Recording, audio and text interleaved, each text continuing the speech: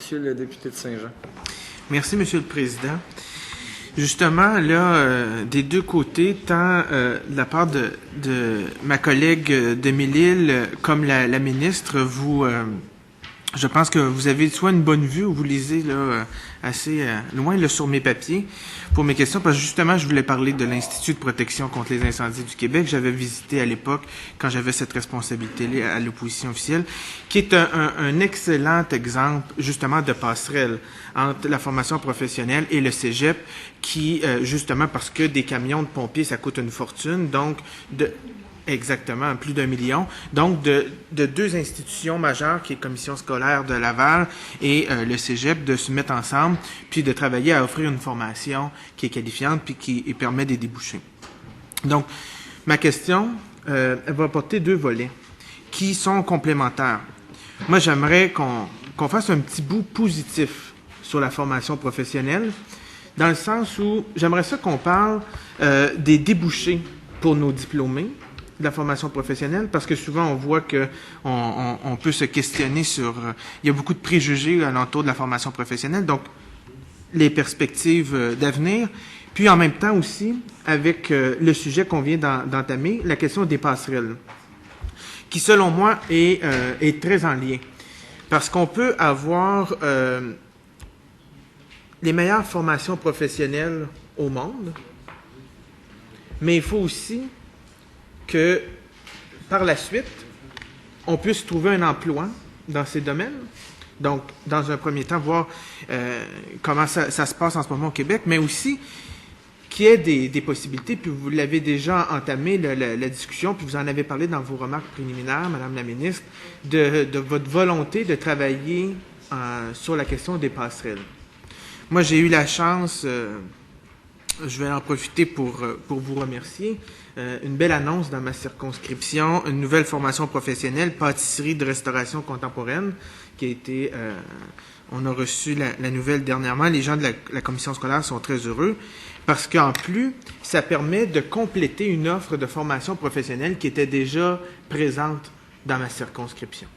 Donc, il y a en quelque sorte, avec la création de certains pôles, disons, de formation professionnelle, qui se regroupent ensemble, donc on peut économiser en termes d'infrastructure, mais aussi ça nous offre, selon moi, une attraction plus grande pour nos jeunes, nos adultes, mais sûrement, bien entendu, un intérêt pour eux d'y aller, mais aussi des perspectives d'avenir plus intéressantes, parce que à force de côtoyer d'autres élèves qui sont dans d'autres étudiants dans d'autres formations professionnelles, mais qui ont un lien entre elles, mais nous permet d'avoir une formation encore plus forte.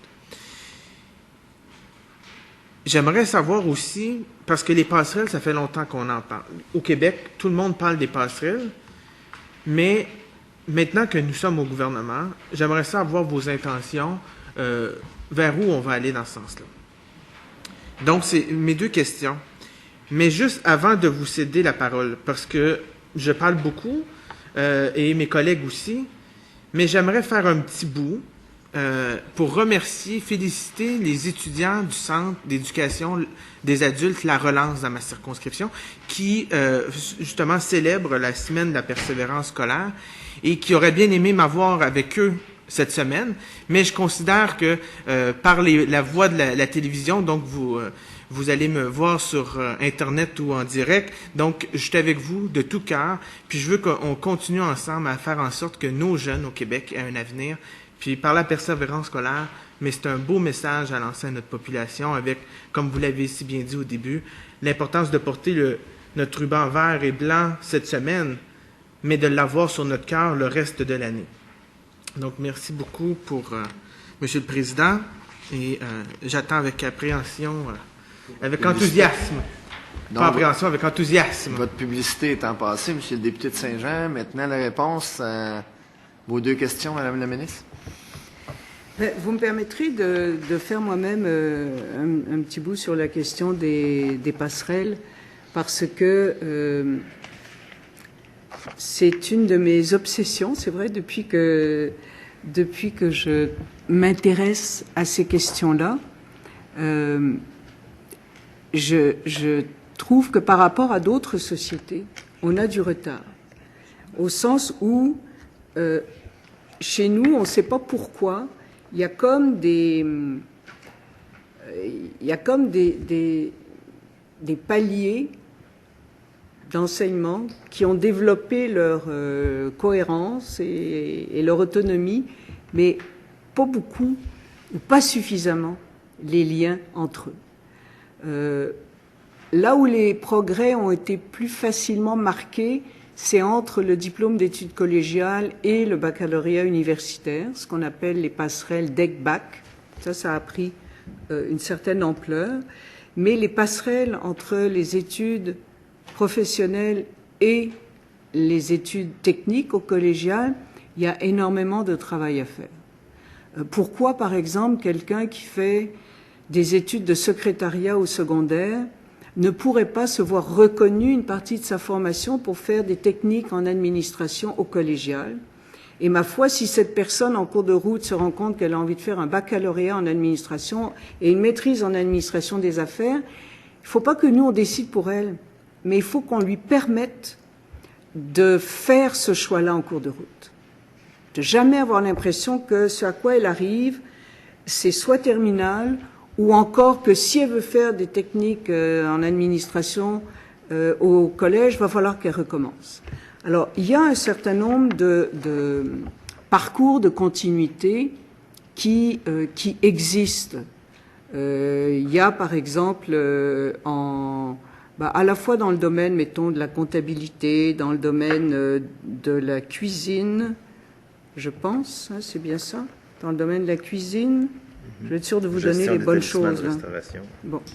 Il y a des efforts qui sont faits pour qu'il y ait un passage possible d'un ordre d'enseignement à un autre. Mais on a encore beaucoup de travail à faire parce que ce qu'on appelle les parcours de continuité, c'est pas toujours quelque chose qui est... il n'y a pas toujours d'insistance là-dessus, beaucoup. Et moi, je souhaite qu'on fasse un inventaire, non seulement de ce qui est fait, mais de ce qui pourrait être faisable dans l'ensemble des régions du Québec. Là, j'ai une liste de choses où, manifestement, on a déjà des liens entre un cégep ou l'autre. J'essaie de voir dans votre coin si j'ai quelque chose concernant le cégep de Saint-Jean. Ça me ferait plaisir de vous le montrer.